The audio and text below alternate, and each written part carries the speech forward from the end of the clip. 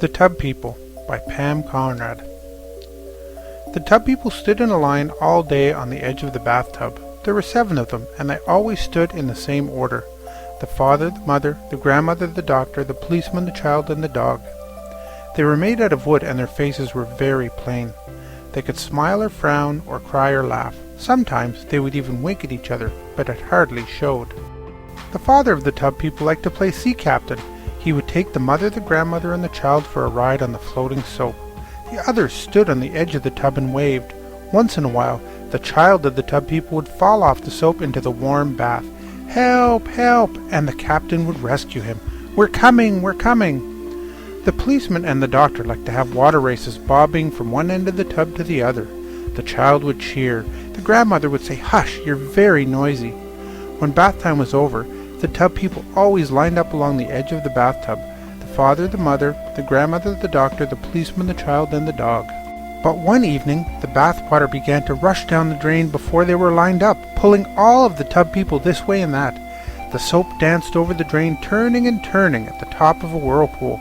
Standing on the soap, getting dizzier and dizzier, was the child of the tub people. "Help! Help!" But this time his father could not save him, and the tub child disappeared down the drain without a sound. The tub mother pressed her face to the grating. She looked and looked for her tub child, but she could not see him. Later that night, the tub people lined up on the edge of the tub, just the 6 of them. The soap was soft, and back in the soap dish, the washcloth made a lonely dripping sound as it hung from the faucet. The tub people felt very sad. The next night, the 6 tub people climbed onto the washcloth raft. They called and called for their tub child. Of course they knew exactly where their child had gone, but somehow they felt comforted by calling for him.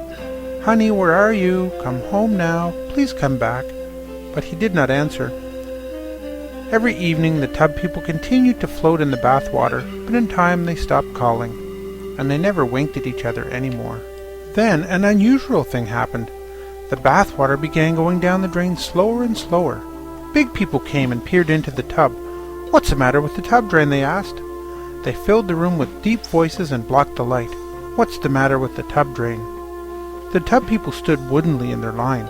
If they could have spoken, they would have shouted out what a terrible drain that was, and how it had sucked away their little tub child. But they were silent. That afternoon, a big man came and pried off the drain cover, grunting as he worked. He shone a light down the drain and frowned. Then he pushed a long wire and jiggled it up and down, up and down. "Come home now," the grandmother whispered, and out of the drain popped a little tub child, wet and tired. The tub people stood in a line, quietly watching. One by one they smiled. The father, the mother, the grandmother, the doctor, the policeman, and the dog, and the tub mother had little soapy tears running down her wooden cheeks. But the big man did not look at them. He tossed the tub child into his toolbox, shut it with a click, and left. The tub people waited for bath time, hoping their tub child would come back, but bath time never came. It grew later and later, and still they waited, worrying all the while. Finally, when they felt they could wait no longer, they were lifted up and carefully carried into a new room and gently placed on a large, soft bed. It seemed just like the water to them, except it was dry and very firm. And there were 7 of them once again. The tub dog knocked his little wooden head against the tub child's head, and very quietly they all laughed. There was a thick quilt on the bed, and when it was all bunched up, they would go mountain climbing. The father liked to be the leader, and he would lead them up one side of the mountain, and then they would all tumble easily down the other. The grandmother liked to hide under the pillow and have everyone come find her. The tub child liked to fall off the edge and have his father rescue him. Each night, when the lights went out, they lined up along the windowsill, just as they had along the bathtub edge. The father, the mother, the grandmother, the doctor, the policeman, the child, and the dog. But each morning when the sun came shining in on them, something would be different. The tub child would be standing between the tub mother and the tub father, their sides barely touching. And if you looked very, very closely, you could see that they all had smiles on their small wooden faces.